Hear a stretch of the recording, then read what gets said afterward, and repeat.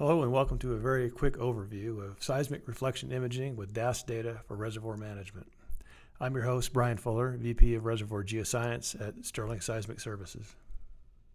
In the time-lapse seismic example we show here, there's a borehole that's indicated by a blue dashed line that extends 9,000 feet vertically and then turns horizontal for a distance of about 4,500 feet. There's a fiber optic cable in the borehole that's used for seismic recording. A Vibra-sized surface seismic source occupied 96 source points in a roughly 2D line over the borehole at a shot spacing of about 150 feet. And the source line extended about 4,500 feet off either end of the horizontal DAS cable. We use the data recorded in the borehole to generate a seismic reflection image below the borehole, as shown here, where you can see a small seismic image below the borehole. The baseline time-lapse seismic data was recorded prior to fracking of the wellbore. The resulting seismic reflection image is shown here. The image length is about 4,155 feet, just a little bit short of the entire length of the horizontal of the borehole, with a trace spacing of 6.66 feet.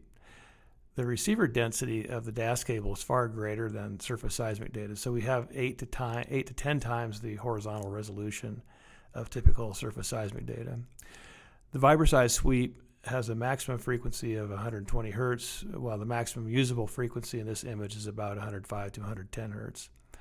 The red line at the top of the reflection image indicates the position of the borehole, which has a toe-up geometry, so it's toe-up on the far right.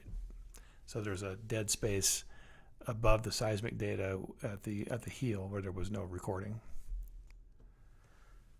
The second seismic survey was recorded 4.5 months after the well was fracked, and in that time frame the well was put on flowback and production.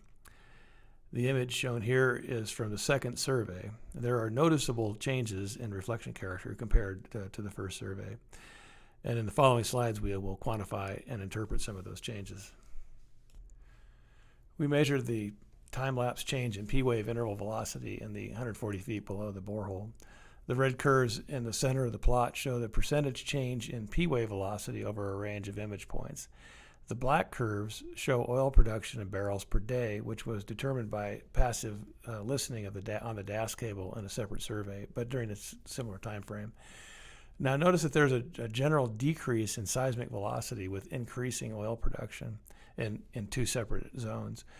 We were able to generate also an S-wave reflection image from the data, and the time-lapse measurement showed an actual increase, unlike the P-wave velocity, an actual increase in the S-wave velocity with oil production. So in brief, the decrease in P-wave velocity was a result of the reservoir being below the bubble point in some places, and gas from solution was increasing the compressibility of the formation and therefore lowered the P-wave velocity. Now, the increasing S-wave velocity is due to lowered pore pressure, and that increases the stress on the reservoir, and that with increasing production, and that increases the shear wave velocity. That's a real quick overview of the rock mechanics, but that's the kind of interpretive work that we can do with these changes in P-wave and S-wave velocity with time-lapse DAS reflection imaging.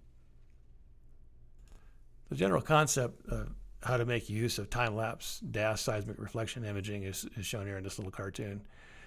We have two wells, well 1 and well 2. In well 1, we've done time-lapse seismic, time-lapse DAS seismic, and we can see that there's locations with reduced pore pressure, which is probably where your production is coming from. And then over well 2 maybe is a brand new well, a child well, and we want to avoid, or we want to take a great care, at least, in our parameters for fracking in well 2 if we're adjacent to a low pressure zone, because fracks tend to go toward reduced pore pressure, and it reduces the effectiveness of the frack, effectively fracking rocks that have already been fracked and produced, and minimizing, maybe more importantly, minimizing the penetration of the fracture into the reservoir to the right of well 2. Thanks for joining us for this quick overview. If you'd like to know more, visit our website at sterlingseismic.com. You can call our phone number in the United States, 303-347-9011, or feel free to contact me, Brian Fuller, at my email address, bfuller@sterlingseismic.com.